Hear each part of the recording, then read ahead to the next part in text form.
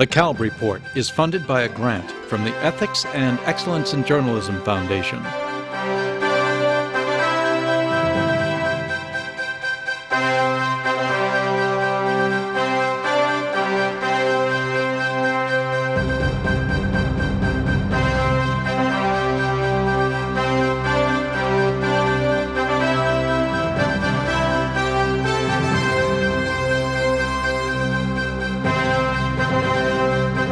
From the National Press Club in Washington, D.C., this is the Kalb Report with Marvin Kalb.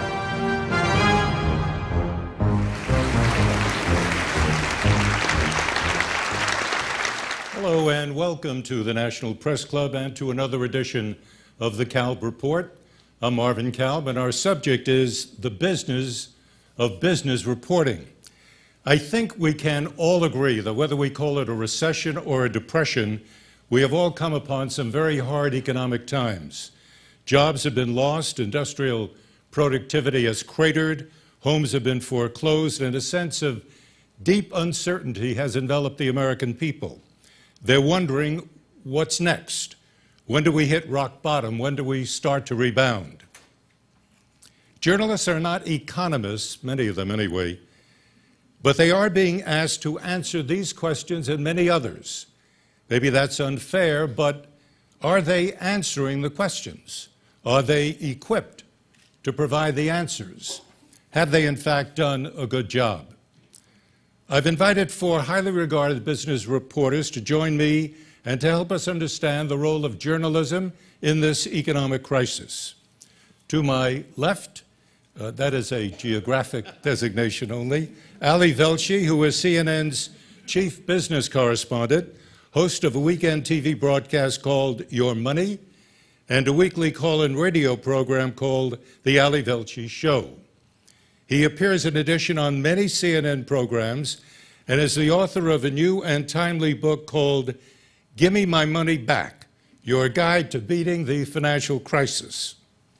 To my right, Steve Pearlstein, a Pulitzer Prize-winning business columnist for The Washington Post, where he has labored since 1988.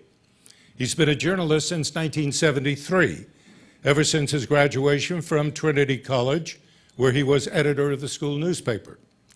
He then worked for a number of newspapers in New England and also for WGBH, the PBS station in Boston, all that before joining the Post. To my immediate left, Diana Henriques, a senior financial writer for the New York Times, where she has worked since 1989. She has received the George Polk Award for military reporting, the Goldsmith Prize for investigative reporting, and the Worth Bingham Prize, and she's also a finalist for a Pulitzer in 2005. She's written 3 books, The Machinery of Greed, Fidelity's World, and The White Sharks of Wall Street. And she is a Phi Beta Kappa graduate of the George Washington University. Finally, to my immediate right, Alexis Glick, who was Vice President of Business News at the Fox Business Network. And she anchors a program called Money for Breakfast, which means she's one of those reporters who gets up very early in the morning, which she did, by the way, before joining Fox when she worked at NBC for the Today program. She was also senior trading correspondent for CNBC. And before that, she was actually in the business of business herself, working for Morgan Stanley, where she headed the New York Stock Exchange floor operations. And all I can say after that is, wow. So let me start with what may be considered a very obvious question. The economic meltdown, recession, depression, whatever we want to call it, has affected every business, including the business of journalism. Hundreds of reporters have been laid off. Bureaus around the country are being closed. Has the quality of journalism in general been adversely affected? And in a more limited sense, the coverage of this economic crisis, has it also been adversely affected? And let me quickly say that Charlie Gasparino of CNBC put it very bluntly when he said, quote, "We all failed." Diana Henriques, what is your judgment on journalism and its work in covering this crisis? Well, I dispute that we all failed. I think that's unfair.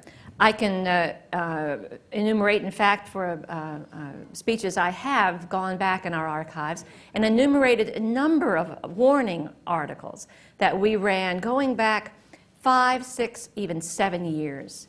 There's not a major newspaper in this country that hasn't reported on subprime loans and foreclosure frauds in their local area. The issues of runaway debt were being addressed. You know, there's some crises in this country's history that I think you can fairly say the business media took its eye off the ball, but I don't think this is one of them, frankly. Why is it then that we all have become aware of it only in recent months, that we all became aware of this large economic crisis? Well, I think Diana is right. There was information out there. It requires people who have the interest in the subject, for one thing, to focus on it, and it requires you to make a judgment. At any point in time where we would report things that might seem out of balance or not reasonable, there was always someone on the other side. And, you know, for the most part, journalists, not columnists like myself, but most other journalists, still feel an obligation to report both sides. And there were people from Wall Street or economists or administration people, people from the industry saying, well, no, we see it a different way. The world has changed, so the old rules don't apply. Or we look at the statistics now and they're all good, so why are you complaining? And they were all out there too. So the information was there. You were quoted as saying, yes, the business press tends to get in with the people they cover. They get in the bubble that is Wall Street, just like political reporters get in the bubble that is the White House. And they don't see the obvious things. That's true. So the obvious thing in this case would be the economic meltdown. Right. Now, both of you were saying that you did see this. Well, some of us did. Some of you did. Yes. Why is it that if some of you did, the word didn't get out? Well, I have a thesis about that, Right. if I could. I think part of the problem is the fixation that the nation has developed on the stock market as the only meaningful barometer of the nation's financial health. Okay, maybe the media bears some responsibility for that. It's such a neat little fever chart to show all the time. But the fact is, the credit markets were melting down beginning in August of 2007. And if you were reading any respectable business newspaper and following serious business journalism, you knew that. You knew that there were serious problems with bonds and credits and mortgages that were developing in the fall of 2007. It wasn't until the fall of 2008 that it began to hit the stock market. And that's when too many Americans suddenly woke up and said, my goodness, we have a crisis. We can't force people to read about the bond market. I understand that it may take a little training and a little discipline, but the bond market meltdown, the bond market crash of 2007 was where this meltdown started. It was covered. Not everybody paid attention to it. That's part of the problem, though, I think, is that in this case in particular, this is a very, very complicated story. You know, one of the things I think in the press that we are consistently wrestling with is that the audience is smarter than we give them credit for. But let's also be perfectly honest about this scenario. We're talking about the types of instruments that even the executives and boards of directors of corporations today don't still fully understand. And so I think when we look back, if we could be revisionists, we would look back and say, well, what could we specifically have done differently? The question is, could we have explained it better? Was there a way to break it down in layman's terms? Could you have explained it better? You know, did you understand it yourself to explain it better? To be perfectly honest with you, there are things that I understand and there are things that I don't understand. I worked in what's called mortgage-backed securities for Bear Stearns in the height of the mortgage-backed security growth back in the early to mid-90s. And it's fascinating to see how much more complicated. It was complicated when I was working in these instruments back in '93. to see how much more complicated they became over the course of a decade, looking back now, it's sort of hard to believe that we've come to this place. But that's part of what we now have to deconstruct. Why did this happen? What was going on? Where were the regulators? And how can we make it make sense? I still think they don't know how to make sense of it. Well, that could very well be. Steve, part of the problem, Marvin, that is very difficult is that things that are irrational and crazy and out of balance go on for a lot longer than you think that they can and that they should. And so when you, in 2006, you say, you know, prices are getting awful high, you know, the amount of leverage is getting awful high, and everyone's making a lot of money. And you say, well, it's all going to come crashing down sometime. Well, then 6 months goes by, it doesn't come crashing down. In fact, it keeps going up. And a year goes by, and it doesn't come crashing down, and it keeps going up. And pretty soon people look at you and they say, well, you know, maybe you're wrong, or maybe you're nuts. And then just when you're ready to give up, that's when it happens. And so one of the problems is that the system has a lot of momentum behind it. And there's a lot of self-fulfilling quality to it. There's a lot of self-reinforcing quality to it. And it is very hard to fight the tape, so to speak, if you're a journalist. well, Ali Velshi, you're fighting the tape every day, and so I have two questions for you. First, you're all over CNN, probably because you're terrific. Thank you. And that's why you're all over CNN. Is that the reason, or is it because CNN can't afford to hire another business reporter? I'm actually on an internship. It has come upon us in the last year that in addition to reporting the news, which we have to do, there is an amount of context that's required for business news. So I would say that the crisis that we are in, you can look at it as a hurricane that's somebody else's problem. It's very interesting to watch hurricane coverage, even though it's got nothing to do with you, because there are things that are happening, and it's interesting, makes good pictures. This financial hurricane, as it is, came upon us all. So the relevance of it, people may have been talking about it, as Diana and Steve have talked about, since 2007, but ultimately it wasn't your problem. The credit markets were not your problem. The collapse of the credit markets were not your problem. The mortgage-backed securities and credit default swaps were not your problem. Yeah, they but didn't you knew that there was a link. Right, and Right, so we as even a knew that the link reporter- was being felt, because back in 2007, while you may have been looking at the credit situation, what we were seeing was slightly a weakening in housing prices. We started to see consumers spending less.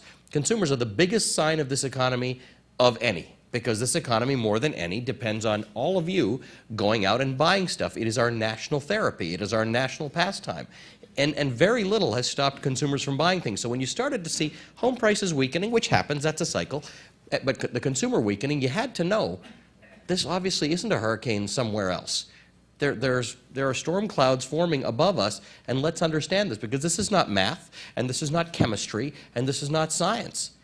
It really is psychology, our entire economy, and you started to see people feeling that something was wrong. They weren't sure, they didn't really want to believe it. The stock market kept on going up for another year, but things were wrong. Another question for you, because you're on the air so often. When do you get an opportunity to check a fact? And I ask that in all seriousness, Sure. because if you're on the air all the time, you have very little time then to Right. really go out, Yeah. work the phones, use some shoe leather there. That's right. And try to find out, well, how do you handle that problem? Well, we, first of all, try and, those of us who report at CNN, try to break up our day so that these days I'm responsible for primetime programming, which means I get in substantially earlier than primetime and am reading in. And then we try and hand off to whoever the next person is, a colleague of mine who'll be working mornings. So first of all, we have teams that do things at different times. And then at various times during the day, we have journalists who are behind the scenes, our producers, our assignment editors, other reporters, and we're all kind of feeding into the same machinery. We're not all that competitive with each other, because we know we are entirely dependent. You can't learn this stuff anew every day.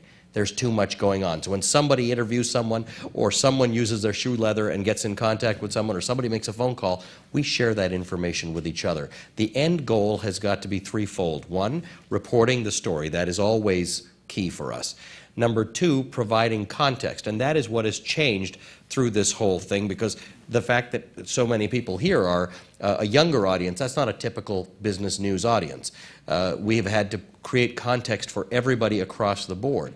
And number three, and most important in something that we don't know whether it's, we call it a recession or a depression or something else, I've heard regression and repression and all sorts of words people are coining for this sort of thing. But ultimately, what is the tone that we use to deliver it?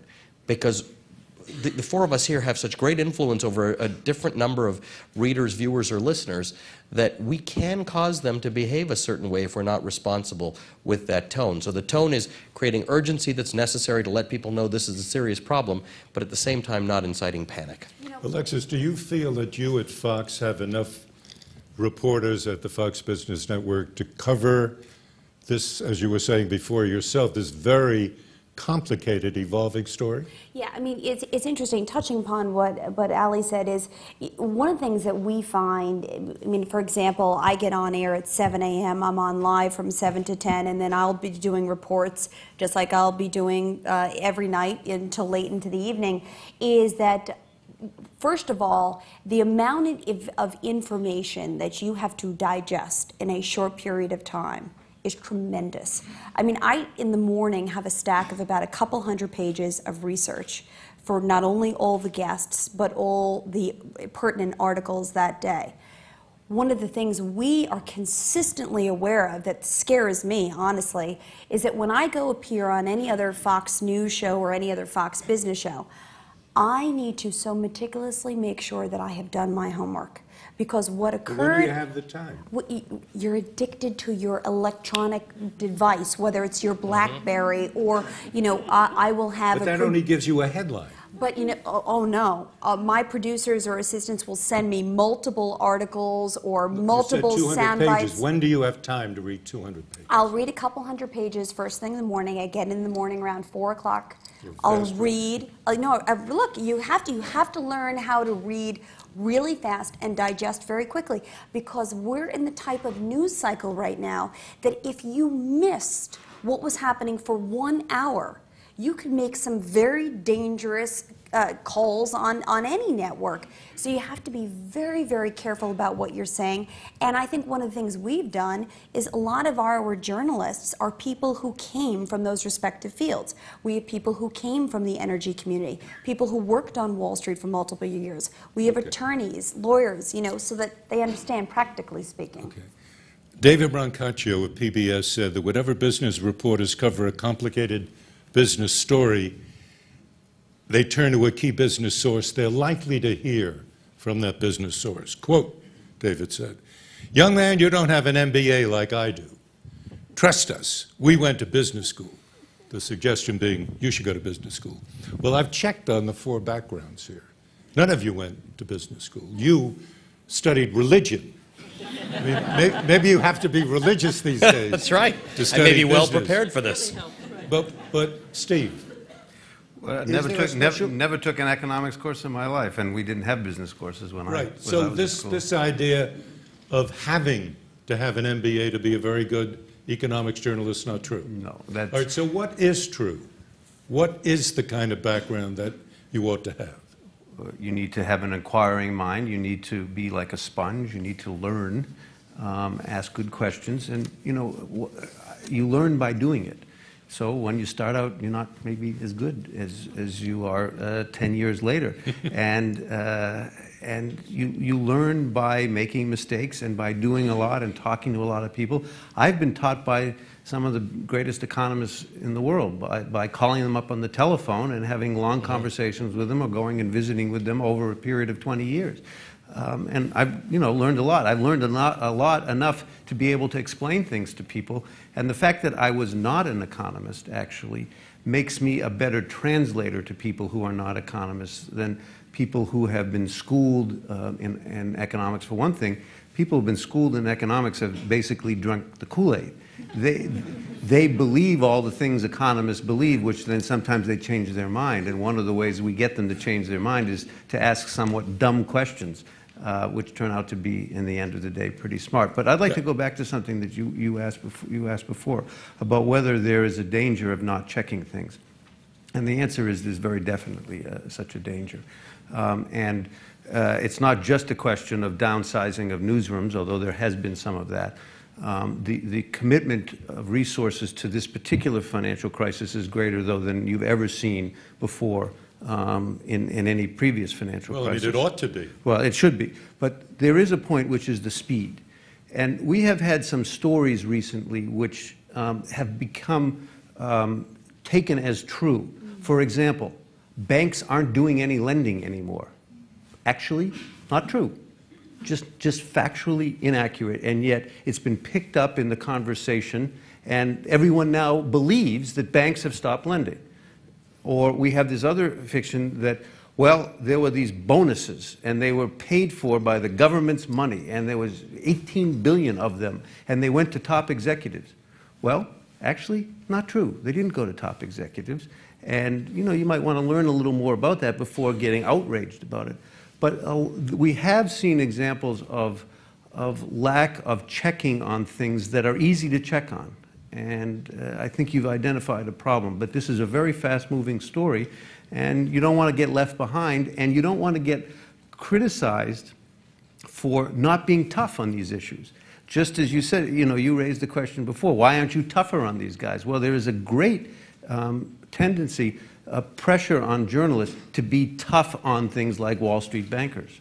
Now, they deserve a lot of the toughness, but believe me, if you're perceived as being easy on them, it's not good for your reputation as a journalist. Diana, let me pick up one of the points that Steve just made about, for 20 years, checking with economists. How good are economists as a profession here in terms of sourcing for business reporters? I have some good friends who are economists, but they're not good sources. My personal theory is if you're dealing with economists, you either have to know everything or nothing, in that you have to know it so well that you have the mastery to be able to translate it into average American's English. Or to contradict what you're getting? Or you have to know so little about it that you can keep demanding that they translate it into English that you can explain to America. But I think that the idea of mastery of your topic is both much harder today than it used to be, and also much easier than it used to be. I came of age when, if you wanted to learn about a corporation, a publicly traded corporation, you would hie yourself off to a Securities and Exchange Commission public reading room, which would be in one of 6 or 8 cities around the country, and you would put in your little slip requesting the latest 10K or the latest 8Ks from General Electric, and then you'd sit and wait until some very nice people would bring little dollies along, and you would sit and read all these documents. No. Now you just we could call it up on somebody's cell phone right now and read all of those documents that it used to take me days and lots of money to get. So the playing field for information has flattened amazingly. So it is now possible for everybody to gather information very easily that you used to have to work very, very hard to get. So that's the good part about it being easier to stay informed. But as Alexis said, it's so much more complicated now. The things you need to learn about are so much more complicated. I am a believer in the self-taught. I'm an autodidact to the core, but I do think, nevertheless, that to adequately prepare yourself for business journalism in the world going forward, you're going to need some discrete and specific skills that you better get. The days of standing there in the newsroom and saying, "Shucks, I just don't do numbers," those are over. Don't tell me that. You have to become fluent in the language of business, and you have to become fluent in the sources of business information. You just can't function otherwise. Regardless of whether you're going to be a business journalist. Absolutely. I mean, that's what we found at CNN. We are not an organization devoted to business coverage, but I don't know that there's a reporter or producer in the entire place in the last year that has not found themselves not touching on a business story, but quite heavily involved in one. You think they know what a toxic asset is? I think that they have done a good job, as reporters tend to do, at reaching out to people who do know what certain things mean and trying to learn, and there is the ability to learn. The danger is in the, Steve, you talked about the speed. The danger is in when the BlackBerry goes off and there's a wire story or an alert that says something that I couldn't figure out what it meant. I mean, I'd have to look it up and make some phone calls, and they want you on TV instantly talking about it, and I'm saying I will get on TV as soon as I understand exactly what's going on. But we live in a world, whether it's blogs or the internet, or right, you got to get out there and say something. And you know, people are forgiving in our instant TV world that the story develops over a few hours, but none of us ever want to be wrong right off the top. No, you don't want to be wrong, and I'm sure that gets to one of the things that we've been talking about now.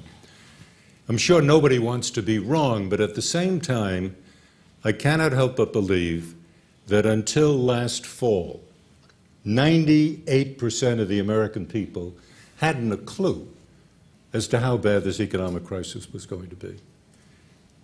You're disputing that by just the nod of your head. Well, I am a little suspicious about it, yes, because Why did it come as such a huge surprise, almost a shock, to the ex-president and the current president? I'm not going to touch that one. I was going to say, I think it depends on where you live. If you think it became about this past fall or if it started a year before that. I think what makes this instance very unusual is that there's probably every single person in this room has a family member or a friend who's either lost a job, has a home that's being foreclosed upon, or is behind in their bills. And for many people in this country, that started well before last fall. And it's very interesting, I think, for the members of the Detroit Auto Workers, for the people who lived in the Rust Belt, when they saw what was happening to Wall Street last fall, they said, well, it's about time. This has been happening to us for years. I mean, if you look at the unemployment rate in Michigan, they were well ahead of where we are today. I want to pick up on that, but I just want to take a moment now to remind our radio and television audiences that this is the Kalb Report. I'm Marvin Kalb, and I'm discussing the business of business reporting with Ali Velshi of CNN, Diana Henriques of the New York Times, Alexis Glick of Fox Business Network, and Steve Pearlstein of the Washington Post. But why is it that, I mean, just continuing this point, which I think is very interesting, what you're suggesting is that the people out there in Detroit and beyond knew all about this. And it's just what? We folks in Washington who didn't know anything, people in New York? It was very irresponsible what the previous administration did. They talked an economy up, which, again, this is an interesting point for debate because presidents are not supposed to talk an economy down. But they talked it up long enough that we didn't take evasive action early. So if you bury your head in the sand, and the Federal Reserve was complicit in this, the indicators were out there for us non-economists. If you lived in the Rust Belt, if you lived in Ohio, you lived in Michigan, if you lived in Nevada, California, Arizona, or Florida, you didn't see housing prices come down. Housing prices don't drop. People stop buying houses. Retail sales don't disappear. People buy less. These were people's decisions that we were measuring. So it's not that the people didn't know. Somewhere around a kitchen table in America, someone decided they're not buying a house. Somewhere around a kitchen table in America, someone decided in 2007 at the end of the year that they were going to spend a little less on holiday spending. So we knew it was going on out there. We knew, meaning you reporters meaning knew? The people making the decision and anybody who can read the simplest of economic reports. But did the reporters know? Sure, we all knew. And you the were on the air with administration knew. that? Yes, and we would press the administration to say, tell us something is wrong. And they don't know. It's great. It's going to be the strongest economy ever. So who's at fault here? Is it the administration? I think, did we not do enough to push them? I don't know. The administration is definitely at fault in not acknowledging this, because whether you think about stimulus or whatever you end up doing, ultimately your ability as an administration to affect an economy depends on what you do and when you do it. So One economist that I've spoken to says it's like pushing a kid on a swing in a park. If the kid's here when you push him, you set sail. If the kid's over here and you push, nothing happens. The administration had opportunities to do things that, because they were so worried about creating a bad impression, actually worrying Americans into not spending, they didn't do it until it was too late. We all knew it was going to be a bad economy. I will challenge that nobody knew it was going to be as bad as it was come fall. I mean, Well, it fell off a cliff. Predicted the fourth and fifth largest investment bank in this country That fell off would a go cliff. out of business. That's Right. I mean, This is one of the you couldn't have predicted that. Well, one of the things that has come up is that two characteristics of the current economic meltdown. One, the speed with which it happened. I'm told that that is a very important characteristic. And the other is the breadth, how it affected every part. I said before about even journalism being affected by this, although journalism had its problems even before last fall. But number one, Steve, do you believe that to be true, those 2 points? Well, I think two things that are contradictory are true. That it took a long time for it to happen, longer than it should have, because it was sort of like the Wile E. Coyote, you know, goes running off the cliff and kept going and kept going and kept going. And then all of a sudden, look down and then whoop. That's the dynamic. Because there's so much built-in momentum that it appears that that which should be happening isn't, and it causes you to let down your guard, and just when you do, that's when it all comes crashing. But apropos to what Ali said, I think there's another important thing that has happened this time that maybe wasn't always the case, is that we had for 20 years the growth in this belief that markets knew everything, that markets incorporated all the information that you had to know, and that the markets spoke the truth always. And there was this blind faith in the efficiency of the markets, which even now Alan Greenspan, who was the high priest of that belief, has come to acknowledge was inappropriate. And because the markets were speaking so strongly, the foreclosures were at their lowest rate in history. Corporate defaults were at their lowest rate in history. There was so much that was going good that the market said that the market data was so good, and markets are perfect, right? Markets are efficient. And there was this blind belief in markets that I think was part of the reason that we kidded ourselves for so long. When you say we kidded ourselves, are you including reporters in there? Well, I think everyone got caught up in it. Some of us got caught up in it a little less than others. I don't want to, you know, but you know, I can tell you that I spent many years criticizing Alan Greenspan, many years, and it did not make me a particularly popular fellow, and nobody thought that I was really smart and he was dumb. I just want you to know that. Nobody came to that conclusion for a long time. Diana, tell us, is there a way of knowing when we're going to hit rock bottom? I would rather defer to the folks who talk to more economists than I do. History says that we won't know. We'll know about 6 to 8 months after we've hit it and started to bounce, if you look at history. And as we're trying to figure out where we're headed, a good dose of financial history, I think, will be helpful to all of us. I'm certainly starting to reference it more in the writing I do. I think maybe if we had been more attuned to the stories of the 20s, and there was a great housing bust in Florida. The Great Florida Land Crisis hit in 1925. Nobody paid much attention to it because, hey, stocks were still booming, right? But if you had been paying attention to it, by the way, that's where Charlie Ponzi went after he ran his Ponzi scheme in Boston. He was deported, came back, and sold Florida land.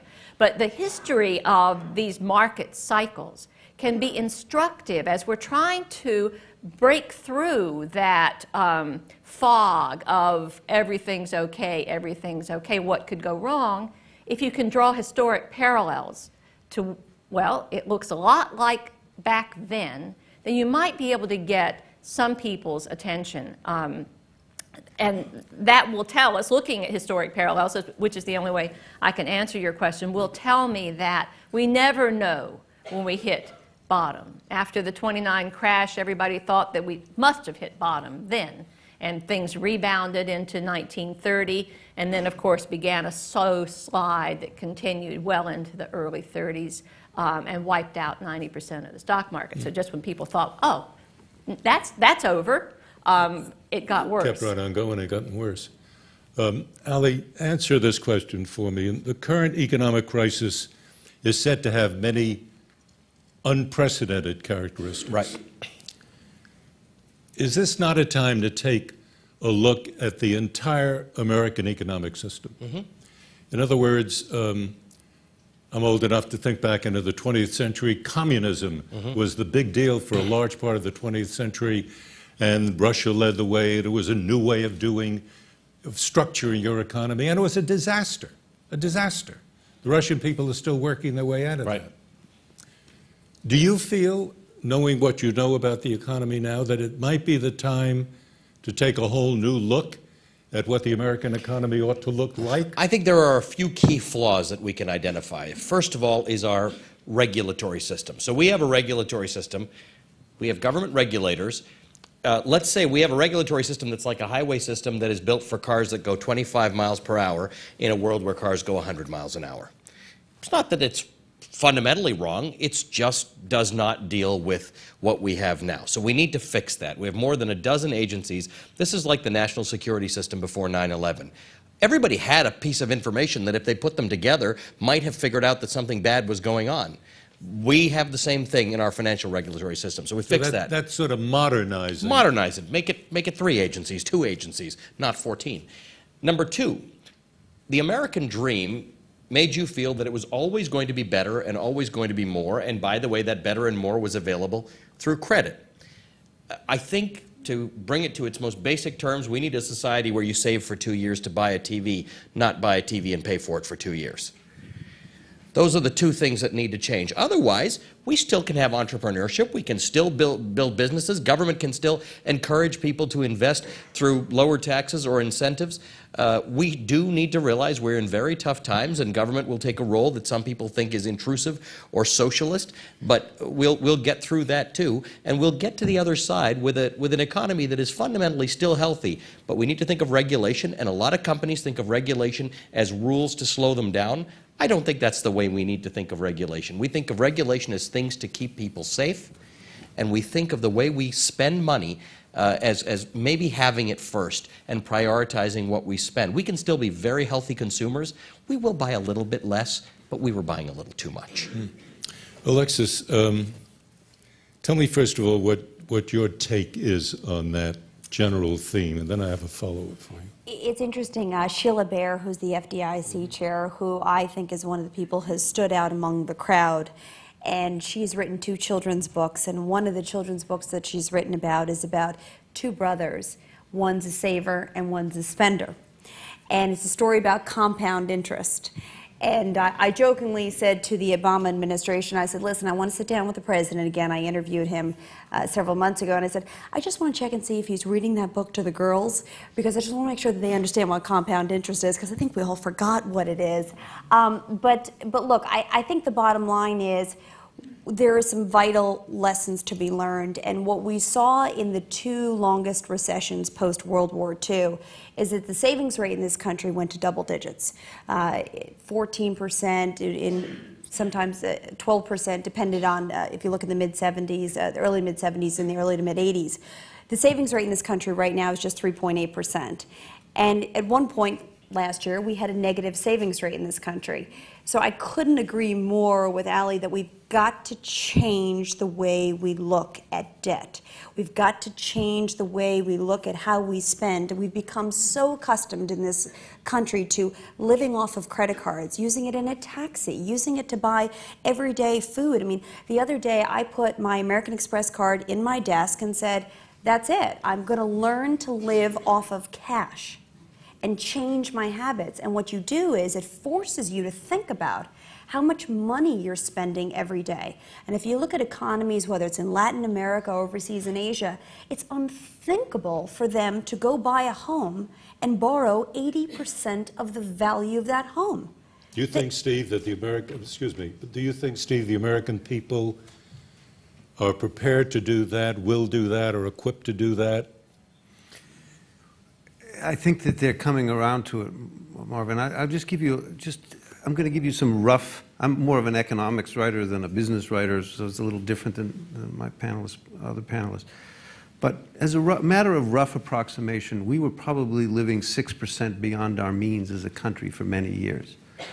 6%. So we were, for every dollar we produced, we were spending $1.06.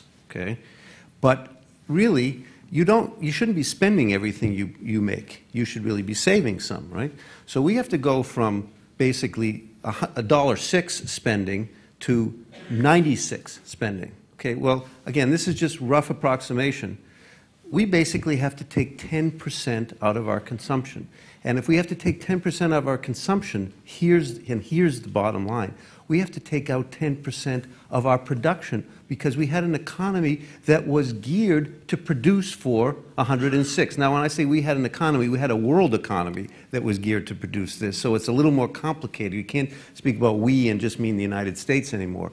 But order of magnitude, I think you can understand how much of an adjustment we have to have here. It is not just a question of us putting the card in the drawer. The fact is that we had an auto industry, domestic auto industry, in this country that was producing 17 million cars a year. Now we're going to go to 14. Okay, we had 15% too many hotel rooms. We have 15% too much office space. But doesn't that suggest that the economy itself is going to have to constrict? You betcha. And then you go on the downside in terms of productivity. Productivity, careful about that word productivity, but what recessions are always about are getting things right in balance, supply and demand, getting prices right in balance. Only things were so imbalanced for so long, when this was such a big country and we were living so far beyond our means for so long, that this adjustment is huge. And so you ask the question of how do you know when you get to the bottom? Well, you'll know when you start to see that people are not cutting capacity the way they are now almost daily, 10s and 20,000 per company. I mean, we're talking major adjustments here, and we've only just begun the economic adjustment that goes along with the financial crisis. The financial crisis was the beginning of this.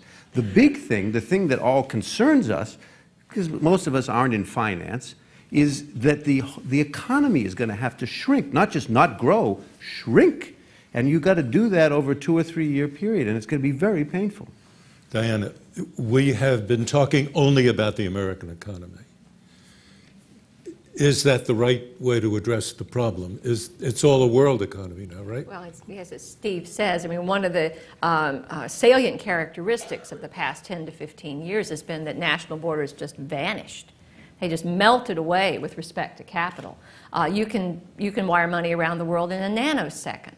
And any time new regulations were proposed, anytime cautionary flags were waved, the yellow flag goes out on the racetrack, someone, I guarantee you, would stand up and say, oh, you can't do that, or the U.S. economy will be uncompetitive vis-a-vis Europe or vis-a-vis Asia. If we tighten our regulation here, all that money is just going to pour over into some other marketplace. And, I exaggerate only slightly, but it was certainly possible that that could happen. The ease with which capital flowed, the ease with which goods could be transported and could be purchased has radically changed. And I don't think that genie gets back in the bottle. I don't think you can unwrite that DNA code. The world has become at least a global bank. Whether it's become a global market for tangible goods, for washing machines and cars and T-shirts, that remains to be seen. The problems of protectionism, the potential for trade barriers are going to be intensified as the economy worsens, but it's going to be very, very hard to draw any trade barriers that will keep the money here. What I asked Ali about when we hit rock bottom and all, could it be that another part of the world hits rock bottom first and then that spills over and affects the American economy? Or is it the other way around because we're the big shot? I think what we've seen in the last year is A, how interconnected we are, but B, we still led the world into this one. We are most likely to lead the world out of most likely. The issue here is that Steve, you talk about assets, that how a recession fixes prices, it gets them into balance, and we're talking in many cases about financial assets, about things that a financial environment that became so overheated that people were buying things in the financial world that they didn't fully understand, and they were paying a great deal of money for them, and that's because we somehow, it all started with these mortgages. Where it used to be that a bank made money off of your mortgage. Well, what we found out is that not just a bank, but several different organizations would keep selling that mortgage and taking a bit of it and taking a bit of it until, in the end, there might have been 5 or 6 different organizations, and your mortgage was one of hundreds of thousands all lumped together. It was all good until somebody stopped paying their mortgage, until their interest rates went up, and it was a house of cards. The house of cards is back on us to rebuild. So we have got to find a way to create wealth again that is sustainable. The issue is we were running an unsustainable model for a while, but nobody really cared because everybody was getting rich. And it all came apart. So we're going to have to figure this out. It's not a matter of letting this just happen. We're going to have to figure out, how do you create wealth for people that creates an incentive for them to start businesses and invent products and do things so that they don't feel like they're working just for their hourly wage and don't create more than they're able to. That's what we're going to have to struggle to rebuild in the next couple of years, and we're going to have to do it with a lot less credit than was available 5 or 10 years ago. You know, it's interesting. I just came back from the World Economic Forum in Davos, and I was saying, we were sitting at the table talking a little bit about this. To be perfectly honest with you, it was completely eye-opening watching not only the Russian prime minister speak, but the likes of the premier from China and several members of Middle East countries, with the Turkish prime minister, Israeli president. First of all, the rhetoric with the United States is probably as negative as it has ever been. They believe we're the root cause of the problem, and yet they very much depend on us to figure out how to get out of the problem. The biggest concern I had walking away from Davos is, number one, the rhetoric was incredibly gloomy about 2009. Almost every economist, almost every CEO, almost every head of state had completely written off all of 2009. But the fascinating thing to me was, we have a tendency here in the United States to be exceptionally myopic about what is happening in our neighborhood to our financial system. But this is happening to countries around the globe. I mean, speaking to the governor of the Bank of Israel, they have the lowest interest rates that they've ever had in history. You talk to countries in the Middle East, whether you're talking to Bahrain, they have the exact same issues. They're facing federal budget deficits. I mean, this isn't just something going on in the United States, and the thing we have to get our hands around, which scares me greatly when you talk about protectionism, is this can't be just about us. We are so interconnected, and if we don't figure out how to work together, the political risks out of an economic, unstable environment could be incredibly dangerous for the next couple of years. Speaking of dangerous things, Bernie Madoff, there's a dangerous thing for you. Diana, you've been working on this story now for a long time, writing a book on it. The question that sort of runs through my mind, among many others about Madoff, is, could we be seeing in this large economic meltdown a national version of a Madoff Ponzi scheme? Well, I can't tell you how many emails I got from the first day of this story, and continue to get from people suggesting exactly that. You know, that the subprime mortgage mess was just Madoff writ large, that the mortgage-backed securities were just Madoff on steroids. And I thought I was asking an original question. No. You usually do. But on that one, the readers are out there way ahead of us. And I think what that tells us is that, in many ways, Madoff is the face of a lot of the trends that we are waking up to. He's the name of our hangover. You know, he's part of the picture we see when we look in the mirror over these last several years. Certainly, that situation benefited from the deregulation, unregulation, lack of enforcement of existing regulations that were part and parcel of how we got here. Certainly the mystique around the financial geniuses, the Warren Buffetts, the George Soroses, who know far more than we could ever know. And maybe we don't understand exactly what they're talking about, but they're really geniuses because they're really rich. So they must be really geniuses. So that whole mystique that developed around the rich genius perfectly is captured in this story. And interestingly enough, he too went global. I mean, the interesting thing about the Madoff scheme, it's probably the world's first global Ponzi scheme. And it was possible because money had gone global too. And when money goes global, fraud can go global. So many of the characteristics that I think historians will look back and say have dominated this period of our history are rather perfectly captured in Bernie Madoff, which is frankly why I find him so fascinating, but I think also why he has hit such a nerve. People who have not lost a penny to Bernie Madoff, who don't know anybody who lost a penny to Bernie Madoff, are ready to take pitchforks and torches out at night to protest one character, one Wall Street financier. But the scandal now has a name. The whole issue of everything that happens has a name. And the danger we have is associating too much with it. In other words, mortgage-backed securities were not illegal. Very little of what happened to get us into this crisis was illegal. Some of it might have been better regulated, and we need to clarify that, but we don't want to shut down all of business as we know it, because along with that, there comes a great deal of ingenuity, and there are really creative people out there who do create value out of something that there wasn't value before. And I use eBay as a perfect example of that. You know, it's created a lot of value for people where they would have had to have done that work themselves. That's creative on the genius side. One of the things that worries me, and I'll preempt your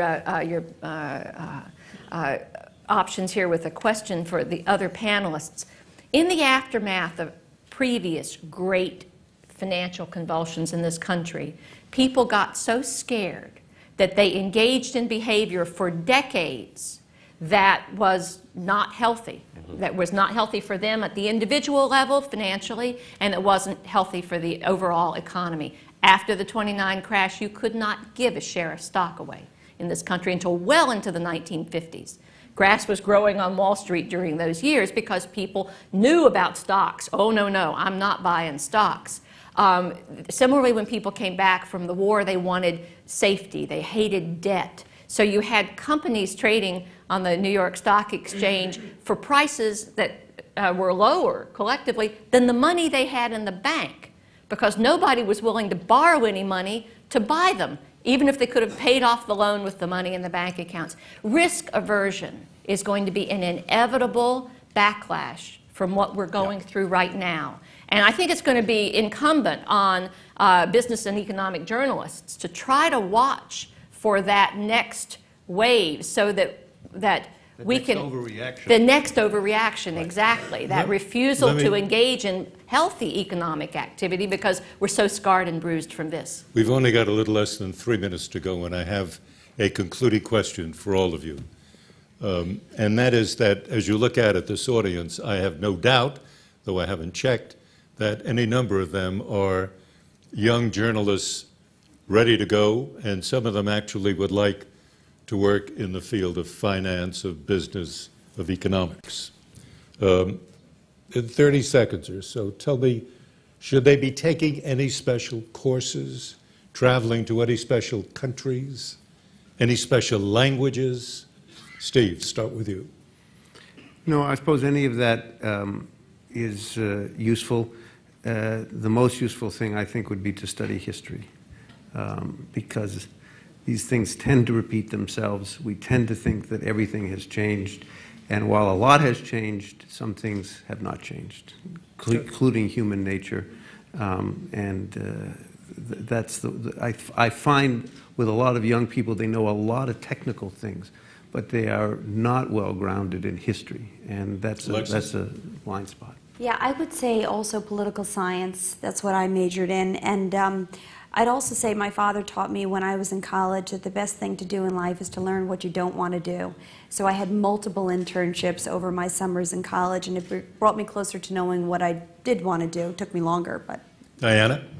Well, as I said before, I think some kind of specialized knowledge about the basic business literacy is a must. I don't care whether you're going into business journalism or not. Business has escaped all its boundaries. It occupies every beat you might be on. So you got to know the basics of business literacy. Ali? You said don't fight the tape. The thing you don't want to fight if you want to be in news or in business news is, in fact, the tape in America is people. You can learn a lot about business from understanding behavior. The trends would have been very clear if you were studying how people were behaving. So ultimately, the great part about studying business in America is that it is about people, and that can be your best education.